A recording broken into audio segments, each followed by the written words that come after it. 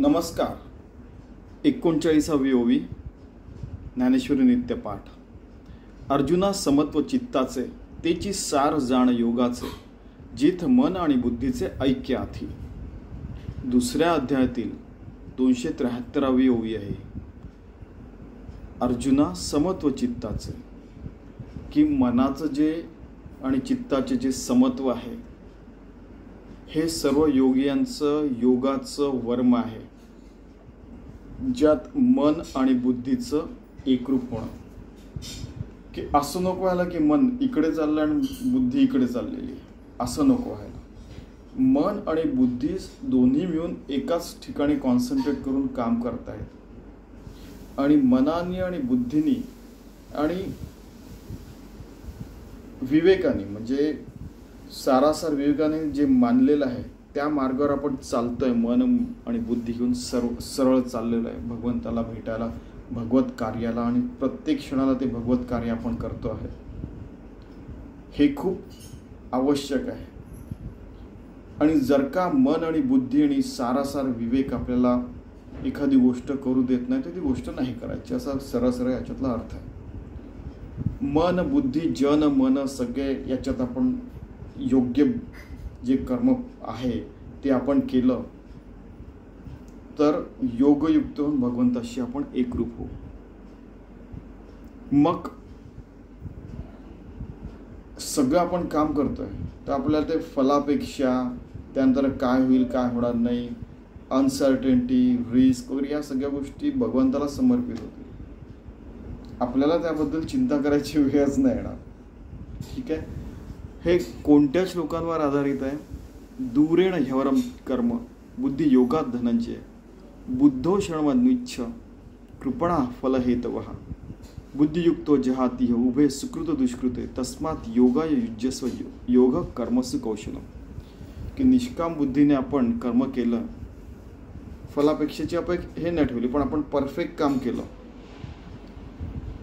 तर ते जास्त श्रेष्ठ आहे. फलापेक्षेने केलं की और मेरे को पहिला नंबर लाने का 100% मार्क मिळाने की मग गेलं तर ते बरोबर नसतं. मग पण बुद्धियुक्त होऊन आणि लौकिक अलौकिक मन जन घरचे लोक, आपल्या स्वतःचे विचार, मन आणि बुद्धी सारासार विचार हे सगळं बघून आपण केलं काम तर काय होतं की ते काम परफेक्ट होतं. आणि चांगल्या वाईट गोष्टींचा हे करून सारासार विचार करून आपण सरळ त्या मार्गावर गेलो तर भगवंताशीच भेटू ना आपण. कारण आपण योगयुक्त होऊन भगवंताशी एकरूप होऊन काम केलं तर आपलं काम परफेक्टच राहील, भगवंताला समर्पितच राहील, आहे की नाही. तर म्हणून अर्जुना समत्व चित्ताचे, त्याची सार जाण योगाचे, जिथ मन आणि बुद्धीचे ऐक्य आहे. की मन बुद्धी एकरूप करून जे काम होतं, ज्यात सारासार विचार केलेला आहे आणि ते काम भगवंताला समर्पित होतच आहे असं समजावं. आणि जर का कुठेही शंका कुशंका असते तर त्या पहिले क्लिअर करून घ्यायचं आणि मग त्या कामाला जायचं, काम करायचं.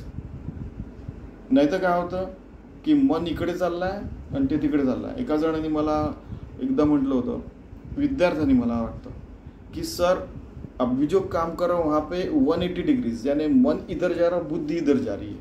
तो बोला बुद्धि इधर लाओ और मन को भी इधर लाओ. आणि मग त्यांनी तसं केल्यावर एक केस स्टडी दिली होती मॅनेजमेंटमध्ये, तर ते त्यांनी बरोबर केलं. मग तसं की आपल्याला आता प्रॉब्लेम सॉल्व करायचा आहे तर आपल्याला सगळे ethics, values, rules, regulations, law abiding असतो, ते फॉलो नाही केलं तर आपण कुठेतरी जाऊन आपण अडकू शकतो. तर तसं काम आपल्याला नाही करायचं. जे सर्व याच्यात बसत आहे लॉ अबाइडिंग, एथिक्स अँड व्हॅल्यूजमध्ये, मर्यादा पुरुषोत्तम रामासारखं, तर ते काम भगवंताला समर्पित होईलच होईल. म्हणून मन आणि बुद्धीचं ऐक्यता योगरूप होऊन काम करणं आवश्यक आहे. ठीक आहे. असं आपण सायंटिफिक साईड, लिगल साईड, सर्व साईड्स बघितल्या तर आपल्याला लक्षात येतं. किती सुंदर सांगितलेलं आहे. चला तर आपण असं कर्म हीच पूजा समजून योगयुक्त होऊन मन आणि बुद्धी एकरूप करून आपले सगळं जीवन जगूया. प्रत्येक क्षणाला हृदयाचे ठोके, ठीक आहे, पल्स बीट, हाल बीट, सगळ्या दृष्टीने आपण नेहमी म्हणतो तसं भगवंताला समर्पित असं जीवन आपण जगूया. धन्यवाद.